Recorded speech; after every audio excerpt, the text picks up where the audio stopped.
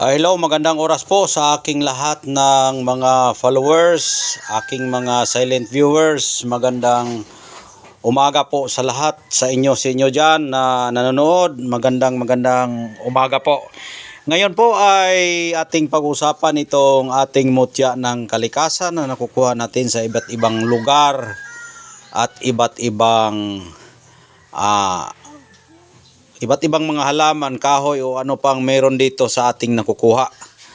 Kaya yung mga baguhan po, bago ko simulan yung mga baguhan po, huwag makalimot na mag-subscribe para maka-update din po kayo sa susunod kong mga videos dito sa aking YouTube channel. At maraming salamat po. Ngayon po itong aking mutya na nakukuha sa kagubatan ay isa po itong mutya na kakaiba na birtod na hindi mo matukoy kung bakit anong nangyari sa kaganitong klaseng mga mutya, dahil nagiging bato po siya na hindi natin alam kung anong dahilan na nagiging bato po. Uunahin ko po itong buto ng langka na nakukuha natin mismo sa bunga o prutas niya na ang kanyang buto ay nagiging bato. Ayan. Buto ito ng langka na ang kanyang buto ay nagiging bato. Yan, bihira ka makakita ng buto ng langka na ang kanyang buto nagiging bato. At ang gamit po niyan ay panghalina po yan. Maliban sa panghalina, maraming gamit din po yan. Pwede yan siya sa panganganak, yung bagong nanganak na hindi pa lumabas yung bata nila. Ibabad mo ito sa tubig, ipainom para bigla lang lumabas yung bata. Iyon po ang mga paraan sa mga agimat o anting-anting na ginagamit sa ibang mga ibang mga dimension sa paniniwala. Ayan. At hindi lang po yan, dahil ito rin po ay isang magandang buto ng langka na walang sumpa. Dahil kapag mayroon ganito, walang sumpa. Kahit anong klase pang sumpa na gagamitin sa iyo kapag ikaw may agimat, kapag mayroon kang mutya ng langka ay walang sumpa. Dahil po ang langka ay isa po yan sa pinakamabangong prutas na kinagigiliwan sa lahat ng mga prutas na napakagbango, at yan po karamihan na ginagamit sa panggayuma o panghalina sa babae o kahit sa lalaki. Kapag dala mo itong kanyang birtod na mutya ay bigla kang magiging magandang tingnan at lumambot po yung puso ng tao kapag mayroon kang mutya ng langka. Kaya maganda ito sa panghalina, proteksyon sa sarili para hindi ka maano ng mga tao, dahil nga saya po ay lumambot ng puso kapag ikay makikita, ay maganda ito sa proteksyon din kung tawagin. Ayan po yung buto ng langka natin na ito mismo ay nakukuha natin sa prutas ng langka o buto ng langka na ang kanyang buto ay nagiging bato. Ayan po, ikutin natin ng mabuti para makita nyo talaga ang kanyang hitsura o kabuuang buto na nagiging bato. Ayan. Ayan po. At itong pangalawa ay isa po itong sasing na nagiging bato. Siguro, hindi na siguro kayo magiging isang ignorante na tao o inosinting tao na hindi kilala kung ano po yung sasing.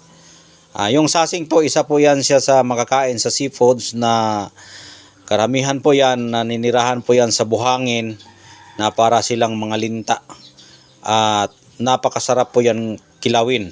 Kaya ito po ay isang mutya ng sasing na ang kanyang katawan ay nagiging bato. Ayan. Ito po ay ang aking pagkakita nito, ganito na lang siya na ang kanyang laman o tinae po yan, bituka sa ilalim. Ayan po. Bituka po yan sa ilalim na lumalagpas dito. Ayan, lumalagpas po yung bituka niya. Ay ito ay nabali. Hindi ko alam kung anong dahilan kung bakit nabali, na hindi naman ito ay sinadyang nabali. Dahil nga pagkakita ko nito sa bato ay ganito na ang itsura. At bira ka makakita ng ganitong klaseng bato. Kung wala itong birtod o kapangyarihan na tangan niya ay hindi ito magiging bato yung katawan niya. Hindi ka rin pwede magsabi na ito ay bato-bato lang na nakukuha mo, napupulot mo, dahil nga sa shape pa lang daan o sa kanyang sa kanyang hitsura o sa anyo niya, hindi mo pwedeng sabihin na bato lang po ito. Dahil kahit gaano katalas yung isip mo, kahit gaano katalas yung mata mo, kung titingnan mo yan, hindi yan ordinaryong bato. Yan po ay isang mutya o mutya ng sasing na naninirahan sa buhangin ng karagatan sa dalampasigan. Ayan po.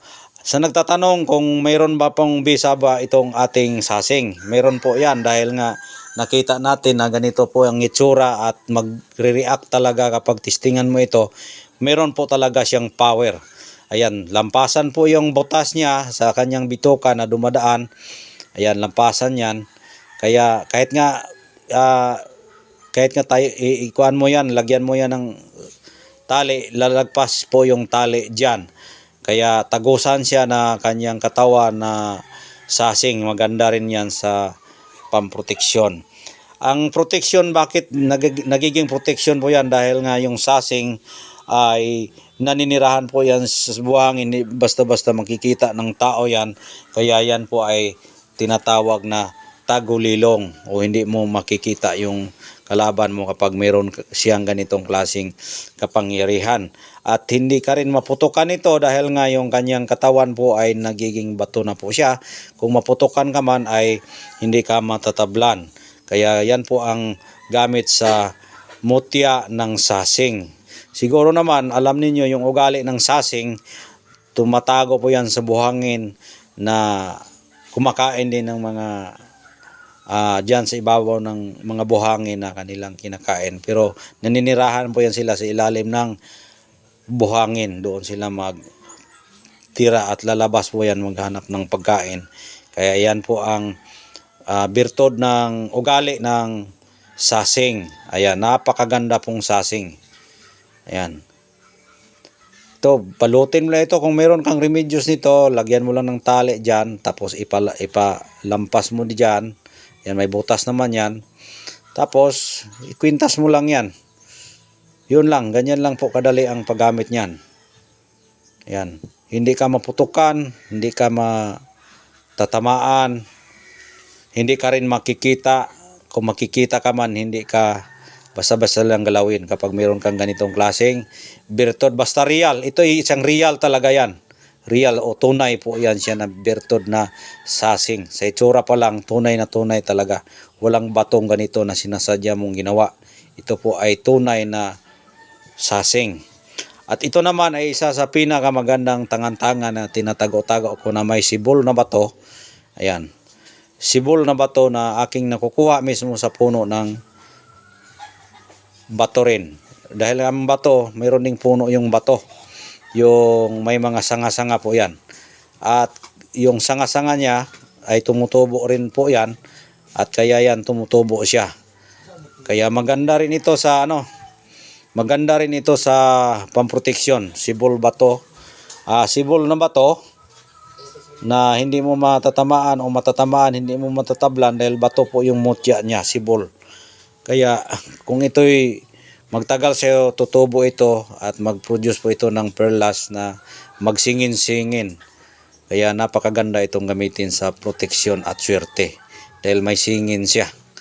Ayun lang po ang aking masasabi, at kung halimbawa man na ikay mapaibig sa aking vlog ngayon na nangangailangan na ng mutya ng ganito, meron akong number na iniwan dyan, at ang aking Facebook account, Commander Bugtungan, at text ka lang sa aking number dyan na ilalagay ko sa aking YouTube channel para makontak nyo ako, para makonfirm niyo kung tunay ba at legit yung natatawagan ninyo, dahil sa boses pa lang malalaman nyo na ako po yan.